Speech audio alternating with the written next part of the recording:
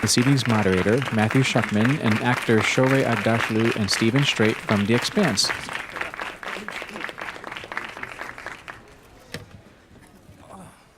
Thank you both for being here with us tonight. Thanks for having us. Thank you. No, absolutely. So let's just get right to it. Let's start with the obvious. The Expanse is based on a book. Did you have any familiarity with it beforehand, or kind of how did you delve into it once you found out? I did. I had read the first two books before I got involved, and was a huge fan. I'm afraid I had no idea. I wish I did, because if I knew, I would have been even more excited when I was offered the role. And all I said, it was Hawk Ostby, one of the writers of Children of Men and Iron Man. So I immediately said, yes, I'm doing it. He said, don't you want to read it? I said, you wrote it, didn't you? He said, but it's based on some novels. And I said, I will read it, but I'll do it. And so I wish I had. So you haven't gone back yet at all to look at it? Yes, of course. As soon as we started filming it, I started reading the books. I started with the second book. I cheated because my character is in the second book, really, not in the first one. Did you all see any differences between the characters that were written for you for television that compared to the book? We stay pretty true to the books themselves. I mean, we wanted to do our best to honor the novels themselves because they are so beloved. And we actually had the two novelists. James S.A. Corey is actually two people. It's Ty Abraham and Daniel Frank. And they were in our writer's room. So they actively wrote episodes. One of them was on set every day. We really wanted to stay true to the book. So the only exception is bringing, of course, Shohreh's character forward from the second book to kind of round out the kind of visual medium of it, bringing Earth more into the mix than the first book does. Yeah, we stayed pretty loyal to the book, yeah. So with them being there, I think people nowadays are getting used to the idea of showrunners. I think it's always been there, but it's now kind of open for people. If you have a question about your character, who's the kind of first person you go to? Is it the showrunner, director, writers? Well, it depends. I mean, this is the first time that I've actually ever worked on something that had source material. Usually, if it's an original script or whatever, depending, if it's television, you usually go to the creator. If it's film, you usually go to the director. You can sometimes go to the writer if they're different people. But for us, we had a slew of different people, authorities on the books and authorities about science. I mean, Narain Shankar is another producer on the show, was a physicist before he started producing. So any kind of scientific questions we'd always go to Narain. But just in terms of character background, that kind of stuff, I mean, who better to ask than the novelists? And they're right there. And talking about that in general then, knowing the story ahead of time and or not knowing the story ahead of time, you said you already had interest based on the writers themselves. Absolutely, yes. What did you find most fascinating, though, about the story? Is it the setting, or is it kind of the film noir-esque story itself? It's, apart from the setting, which is amazing, it's the story. Three stories are running parallel, simultaneously. And I love all of them, especially mine, because it's very Shakespearean. Although it's in the space, but it's very, especially my part, is very Shakespearean. And I just fell in love with the character and the story both. And for me, when I first read the novels, I was really struck, and also the script as well, I think the script actually does this incredibly well as well, is the balance between the three different tones of the stories. I mean, you have a very kind of classic detective noir thriller in Miller's story. You've got this kind of alien-esque fight for survival out in space and a political thriller back on Earth. And they all supplement each other to push the narrative forward in a very specific way. And the way that Mark and Hawk were able to balance that within the screenplays and the way Ty and Daniel did that within the books, I found incredibly compelling and very rare for the genre. You mentioned political thriller as well. We actually have a clip of Shohreh being at her most political, I think, if we just take a look real quick.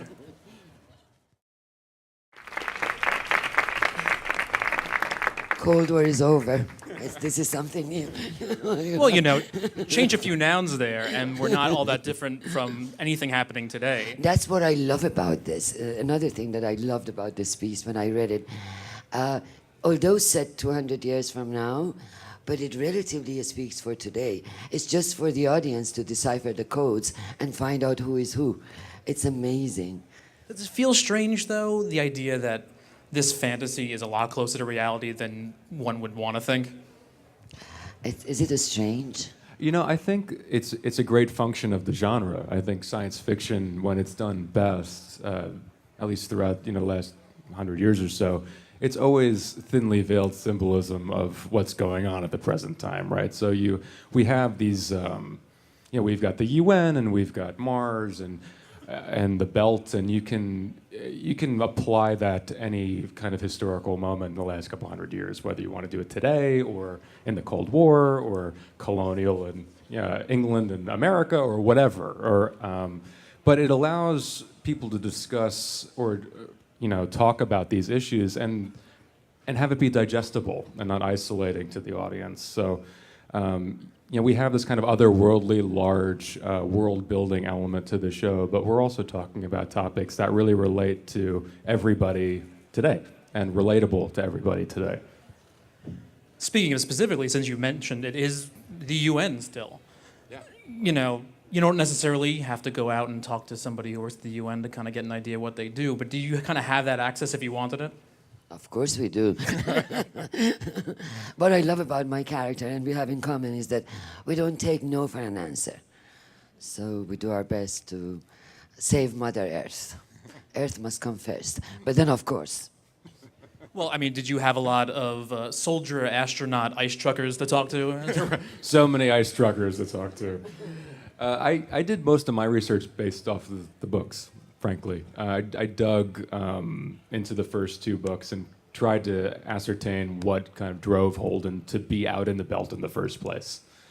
Because everybody you meet on the Canterbury in the first episode is out there for a reason. They're all running from something. But yeah, Holden was in the Navy. He was kicked out of the Navy for insubordinance and has a streak of not really wanting to adhere to anybody's authority. And that continues on through the story. That doesn't really change. Well, to get a good look of kind of what that's like, you and some of your crew, let's take a quick look.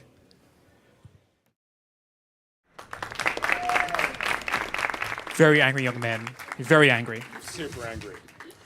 Now, at the very end there's a little can of some sort floating in the background there, which I'm sure was probably digitally enhanced there. But from what I understand, you dealing with anti-gravity is a lot of kind of wire work. It wasn't necessarily going in the vomit comet or anything like that. Yeah, most of everything you see in the show are practical sets. So what you just saw there is completely practical.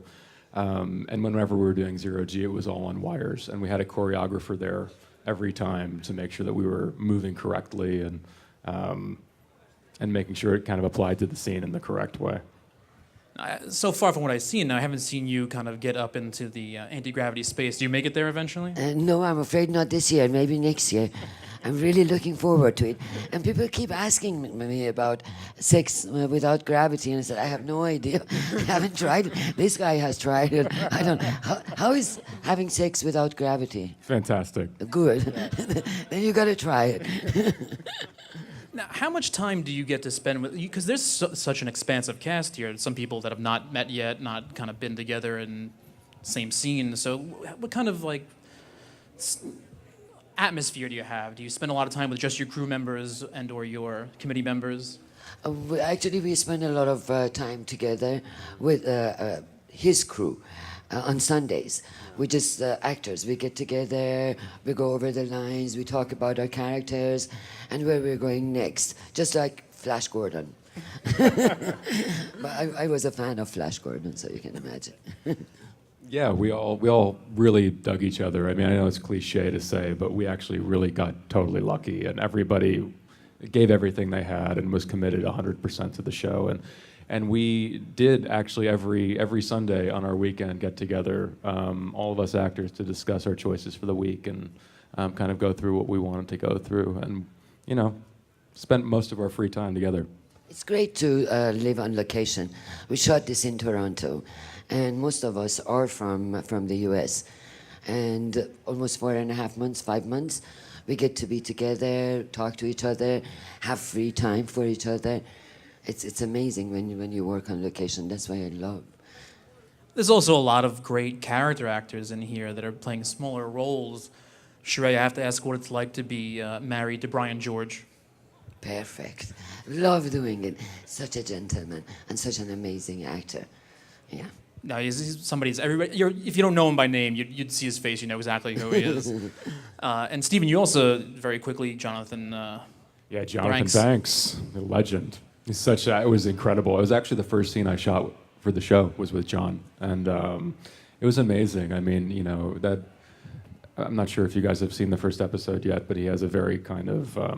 He comes in with a climactic kind of scene for his character, and I just executed it with such incredible kind of vulnerability and grace, and I couldn't think of a better person to kind of deliver the reality of how claustrophobic and mind-bending living in space can be. And you mentioned seeing the first episode because the pilot's available for everybody. You know, you'll be able to watch it tonight as well, but pilot season was always a big thing, and with new media, it may have changed a little bit. Being able to kind of see their reaction ahead of time, does it kind of change how you feel about a project? What, in terms of like making a pilot? Yeah. We actually didn't make one. We were ordered to 10 episodes without a pilot from the beginning. It was straight to series, and you know, I think what it did, you know, did for me and for the couple other cast and crew that I've spoken to about it, it gives a sense of confidence just within the idea of the show and the people involved. And you know, we got there from day one and threw ourselves in with complete commitment because we were on the ride. I mean, it wasn't going to stop. We weren't going to stop and change things. Like it had to be done well from the beginning, and we had that. I mean, everybody from the production designers and crew to the actors, directors, writers, everybody gave everything they had and really wanted to see the potential for this hit. It was like a 10-hour movie, really. And it has the quality. It has the quality of movie when you watch it. I was watching it the other day and I was thinking, this looks like a film more than television. But I guess it's larger than television. Well, I mean, television's becoming the new film in a way, and actually maybe you can both speak to, because you both had experience in television before, or maybe, you know, because you had Magic City, the difference between maybe premium television to broadcast television or basic cable television. Does it feel the same production-wise or anything along those lines? It did with this, yeah. I mean, I think at the end of the day, it's a really interesting time in television because we have hit this kind of golden age, and there's incredible content on multiple platforms that you can see in different kinds of ways. And you see these companies like Sci-Fi really investing in premium content in a real way that, you know, to make a drama, you know, regardless of whether or not it's set 200 years in the future or within the past, and to get it financed and supported in that way is very difficult in film these days. Film has really changed quite a bit, and a lot of the quality writing and production has really gone to TV because, you know, you have these companies really supporting it like Sci-Fi does, and you also have the luxury simply of time. You know, you have 10 hours to tell a story, so every step that the character makes or the story goes, you have the time to make it justified. Every step of the way, you can have incremental growth as opposed to it being kind of at a faster pace in film, which I think is attractive to a lot of artists. It's great for the actors as well, because overnight, you're at the heart of the people. When I did House of Sand and Fog, after the movie was even nominated for an Oscar, Ben Kingsley and I, people would barely recognize me. After 24, no matter where I went, people would immediately recognize me. Are you the woman on 24? Everywhere. Morocco, Jordan, Tunisia. In Morocco, this 10-year-old boy was following me at the bazaar, and I was afraid. I turned around and I said, "What do you want?" And he said, "Madame, c'est artiste." I said, "Oui." He said, 24, 24. I said, "I give you a sandwich and a coin, and just don't let others know who I am. Just let me get out of here as soon as possible." Overnight, people would recognize you, and if they like what they're watching, immediately you're at their hearts, which is perfect for an actor. You also now have other ways for people to recognize you as well. And kind of, I always like to ask this question, the idea that I love there are people out there who go, I'll do this really big budget movie so I can make something smaller of my own. you have a voice in the very popular game Destiny, as well as others, but that's something that would Mass pay off, I Effect imagine. 1, Mass Effect 2. That's where I get to play Captain. I wouldn't be able to play Captain in a movie, but in a game, video game, of course I can. And I love the fact that every time I visit friends, their kids come and say, Mommy, Mommy, your friend is in my game. It's like, are you really? I'm like, yes, of course I'm in Destiny. Which one is he playing with? Destiny. It's me. Who can have a thick voice like this? That's a fantastic voice, of course, though. That's Thank the you important so much. part. You're so kind. Thank you. Well, you guys, I'm sure, will get ready for like the Expanse, the video game. Somebody will put that out. Sure. That's what we're hoping. I'm hoping for Absolutely. that. And the dolls and the gadgets and everything else. We're going to start to turn over some audience questions in a second, but I have one more thing, and I'm starting to do this to you, Stephen, but Sky High is one of the most underrated films in a long time now. So when are you going to get the cast together to kickstart a sequel? I don't know. I'll have to get on that. I'm still very close with Mike Angarano, so I'll ask. I'll ask if he's on it. Mike, you heard it. He's right there. Let's make some phone calls going. That's right. It's coming. Let's see if anybody has some questions out there. Well, you guys have emphasized the fact that the show has a lot of relationship to now. One of the things, but 200 years in the future, there must be things that you guys had to figure out in your heads that would be what people 200 years in the future would also do. I mean, when you look at where we're at now, 200 years ago, we didn't quite talk the same way. We didn't move the same way. I don't think New York was quite like it is now. So what were the things that you thought about, besides the things that related to now, what were the things you thought about that would be different from now that you had to figure out how to incorporate into your characters? Yeah, I mean, I think what you're talking about, I think, is most emphasized in The Belt. When you get to Thomas Jane's world, you see that there's the way people are speaking is an amalgamation of different kinds of languages, and there's a lot of hand movements and different kinds of haircuts and tattoos and things. The tattoos became cultural after the early spacesuits were burning people's heads. So they cut their hair a specific way so that it wouldn't get involved with the technology, and when things got burned, they just tattoo over them. And the way that people were moving their hands while they talk and that kind of stuff was due to the fact that the comms were really shitty in the beginning, and they actually had to use hand movements to communicate with each other. Thinking about different things, especially out there, people are taller, they all have to take growth hormones and bone density treatments just to be out there. So people have all these different kinds of physical deformities, and you start to see the human race starting to evolve into a different physicality out there, to the point where they can't even come back to Earth. It's actual torture, just having them hang there on the wall. So I think while it speaks, the show in and of itself, politically, sociopolitically, whatever you want to call it, speaks to a lot that's going on today. We've taken race out of it and more put a geographic part onto what divides people. So people are defined not necessarily by the way they look, but more where they're from. So Mars and Earth and the Belt all have very distinct cultures and of themselves. When I was reading it, trying to make myself ready to portray this role, obviously I was thinking of the same thing. And I thought maybe the pace is going to change. Future people are faster. But then I was thinking of my heroes. Indira Gandhi, 50 years ago. Margaret Thatcher, 36 years ago. Madeleine Albright, 28 years ago when I got to know her. Secretary Clinton, still. Contemporary. There is no difference. They're all focused. They all have that poker face that you can tell. And I thought, maybe I'm lucky in this way because politicians don't change. They have the same ingredients throughout the history, and they do not change. Even Caesar's face, every time I look at the movies, I see that Caesar had a poker face, and we couldn't tell exactly what he was thinking of. So politicians don't change, in my opinion. We don't know. We'll see in 200 years.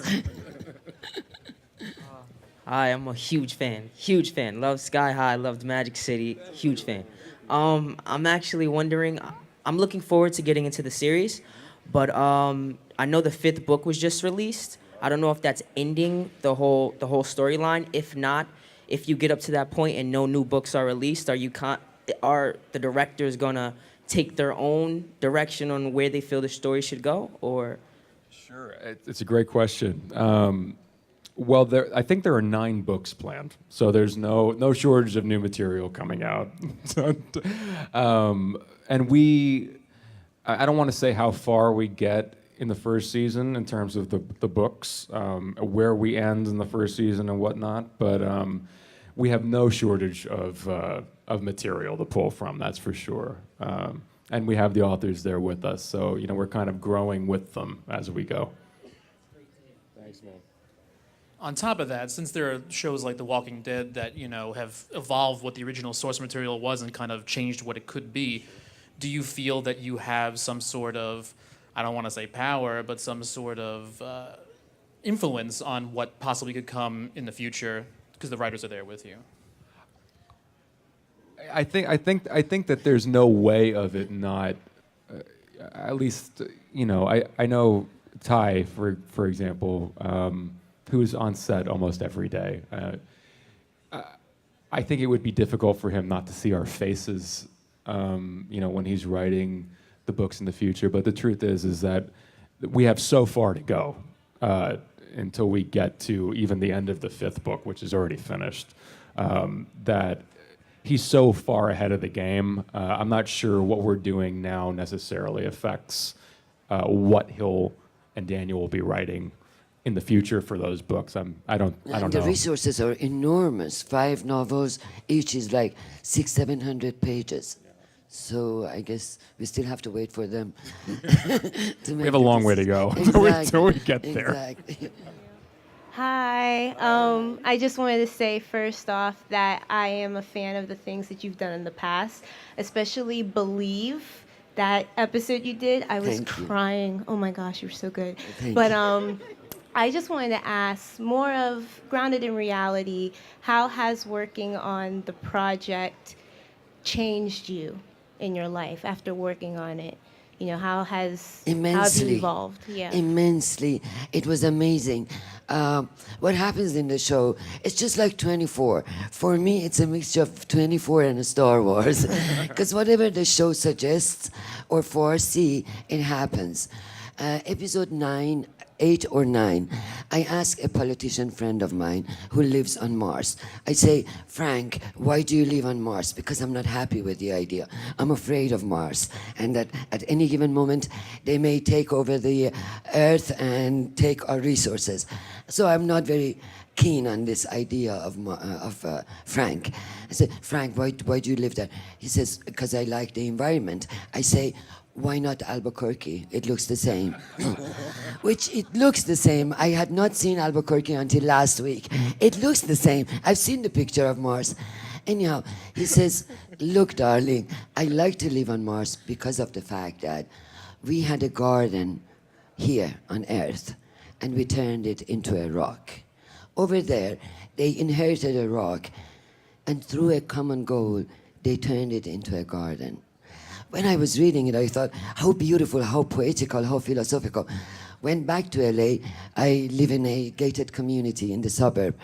Had a letter from the Homeowners Association saying, get rid of your pots and plants. You won't be able to save them because you can only water your plants twice a week. How could you save roses and geraniums in the pots twice a week? So I had to call him Sir Charles. I said, Sir Charles, come and take my flowers. He said, what about the pots? I said, take the pots too, I don't need them. After he left, I poured a cup of tea for myself, went to the backyard, and I literally cried because I noticed how I am turning my backyard into a rock. That's how. We're running out of water. Global warming is not a joke. It sure isn't. It's happening already. What about you? Yeah, for me, the show, I think, just personally had an incredible kind of effect. I mean, working on a a show of this size and of this many moving parts with so many great artists in front, behind the camera, writing our scripts, directing episodes, creating these sets that we were literally blowing up every 2 weeks. It was just it was an incredible collaborative experience on the scale that I'd never worked on before, and it was a very inspiring place to be, an inspiring place to work, and it's nice to see that it's possible. Hi. It's always good when books that turn into shows stay true to the books. So what was it when you read the books that you were like, this is this characteristic or this thought or whatever of my character that I want to stay true to and I want to project in the show? Well, my character starts chapter 5, second book. Christian Avasarala, a politician who comes from a tribe of politicians, a master manipulator. She believes that the end justifies the means, and believe me, she's supposed to be the Undersecretary Deputy of the United Nations, but her knowledge exceeds her title. She knows everybody's names at the UN. She knows everybody's psychological profiles, background, pay rates. She even knows who is sleeping with whom. So when I was reading this description, I thought, I have to be there, and I have to play it as perfect as possible, because this woman is perfect. She speaks 10 languages. She has it all at her disposal, and all she needs to do is to take action. So that's why every time I'm about to start a scene, I tell myself, action, and then it happens. I wanted to make sure that Holden's journey from self-absorbed, cynical, slackerish guy that you meet in the beginning, his transformation into this kind of inadvertent revolutionary, I wanted to make sure that arc hit hard. I mean, that's the thing that struck me when I first read the books, was just how unprepared this guy was for the circumstance he finds himself in, and the kind of growth that he has to make to just survive and to keep the last remaining folks in his crew alive, and to tell that story as honestly as possible, because he's a very gray character. He's not black and white by any means, and he makes a lot of mistakes along the way, and he kind of fumbles his way into greatness. And I wanted to make sure that kind of rang true. Hi guys, I want to thank you. The show looks amazing, and it kind of gives me hope that someday I'll get shows based off of Destiny, the video game, or Dead Space, because it has all these elements that I'm geeking over. But that's neither here or now. You did mention that the show has so many elements to it, detective noir or just political issues, and with that otherworldliness. Which one of some of those issues do you think is going to have a lot more, I guess, gravity within show that's going to pull viewers and it's going to have a bigger weight? Or if anything, or just all three? Sure. Yeah, I think all three of them are very important to the structure of the story. So you'll get more of each, and all of them affect each other. So like the resource problem on Earth, for example, when you see the first episode, and I love this also about the Terry McDonough, who we have to mention is an incredible director of 1 and 2, and also 9 and 10. Made very subtle choices, when she's flying into the UN, and you see very subtly, there's no close-up on it, but there's just seawalls around Manhattan. There's seawalls around the Statue of Liberty. It kind of looks like she's, in a kiddie pool. The environmental problems here directly affect what's going on in the belt, for example. Like, I'm on an ice hauler, which is kind of the modern day equivalent of an oil tanker, but I'm hauling water. That's what I'm doing. It's become the most valuable resource in the whole solar system. So all of these tensions and different issues, we're at the point of conflict and rebellion in the belt because the UN and Mars control their resources, and they're at the mercy of them. So all of this stuff ties in together, which is, I think, why I found the kind of the harmony between the different story structures so impressive in the books, and I think our creators for this show really managed to do the same in the show. And so to your point and to your question, they all remain incredibly important because they all directly affect each other.